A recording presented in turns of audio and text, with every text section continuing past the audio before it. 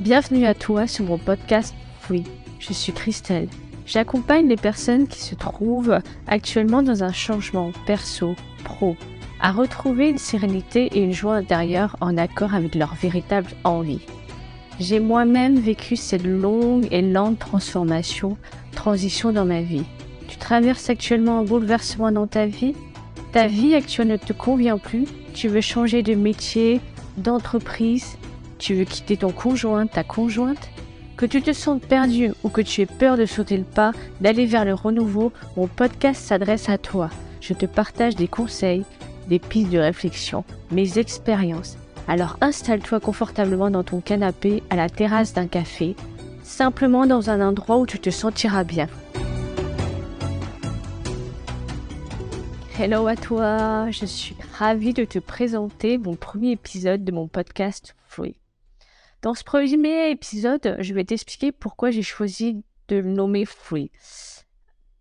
Pour moi, la liberté, c'est quelque chose de primordial, de fondamental dans ma vie. J'ai une personnalité très indépendante et donc j'ai besoin de me sentir libre, sans contrainte entre guillemets en fait, d'être moi, d'être qui je veux être. Alors ce n'est pas quelque chose d'évident. Je vais t'expliquer du coup par la suite pourquoi. Enfin, pour moi en tout cas, mon opinion. Mais depuis que je fais un travail sur moi-même, du coup, je me sens de plus en plus libre dans ma tête, dans mes actions. Le deuxième point, c'est que pour moi, la liberté, c'est une des bases du développement personnel et professionnel. La liberté de penser, de vivre comme tu le veux, la liberté d'être qui tu es, la liberté de réaliser tes rêves, tes envies, tes objectifs. Depuis notre enfance, notre vie, elle a été faussée par ce que j'appelle des croyances limitantes. Croyances que nous avons accumulées au fil du temps, au fil des années, à l'école, à travers notre entourage familial, notre entourage professionnel, amical, les médias. Nous pensons que c'est véridique, toutes ces informations que nous avons emmagasinées. Et nous les imprégnons de fait dans nos cellules, notre tête, ces mots, ces paroles. Nous prenons, pour moi, toutes ces informations pour argent comptant.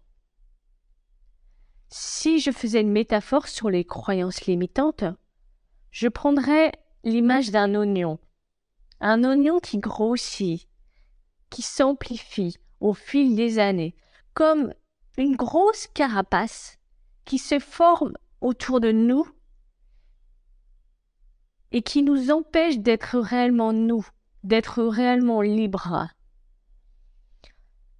Pour être plus précise sur ce que j'appelle aussi des croyances limitantes, c'est, par exemple, as-tu déjà entendu ce type de phrase ou as-tu ce genre de croyance dans la tête? Il faut travailler pour gagner de l'argent. Il faut travailler dur, pour gagner de l'argent. Le CDI, c'est la sécurité financière. Avoir une famille, c'est des enfants, un domicile, c'est la réussite. Qu'est-ce qu'il y aurait d'autre?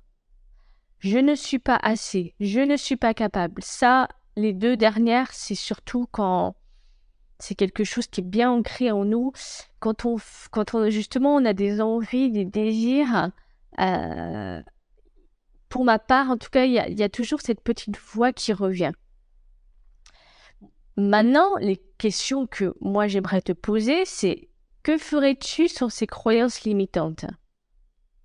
Que ferais-tu pour te sentir libre, pour atteindre cette liberté?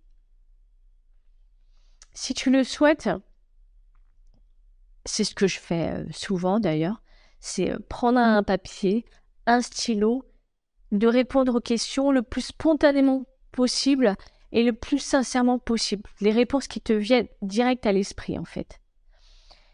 Et là, concrètement, je t'invite à faire un plus gros exercice.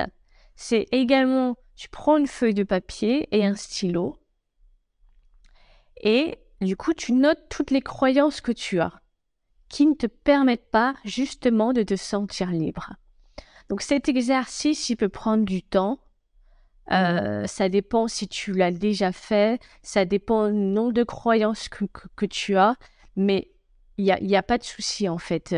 C'est pas le temps qui est important, c'est justement de le faire en conscience, j'ai envie de dire, de le faire réellement, d'aller jusqu'au bout en fait, parce que c'est là où on se rend compte que waouh, j'ai telle croyance, mais c'est un truc de fou, mais je pensais pas, notamment sur l'argent, je prends sur le thème de l'argent parce que c'est quelque chose qui, derrière une croyance, je me suis aperçue que derrière une croyance, il y a une autre croyance qui se cache, en fait, qui n'a rien à voir avec l'argent.